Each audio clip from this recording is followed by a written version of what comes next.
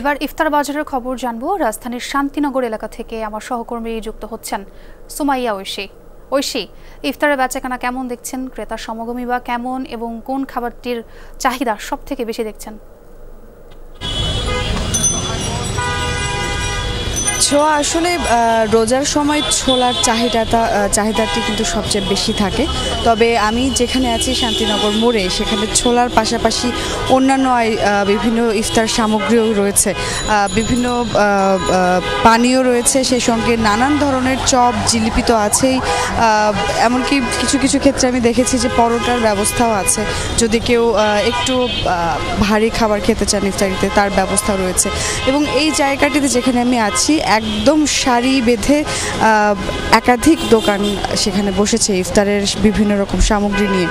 সেখানে আপনি দেখতেই পাচ্ছেন ছোলা সব জায়গায় কমন, মোটামুটি ছোলার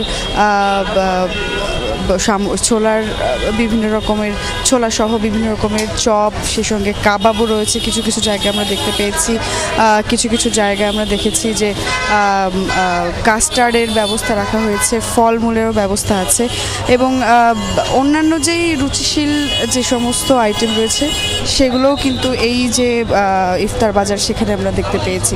এবং কাবাব তো রয়েছেই, সেই সঙ্গে সকলেই বলছেন যে ইফতারটা একটু ভিন্ন রকম স্বাদে করতে পারলে আসলে ভালো লাগে, সেই ব্যবস্থায় রয়েছে আসলে এখানে। ধন্যবাদ ঐশী যোগ দেওয়ার জন্য।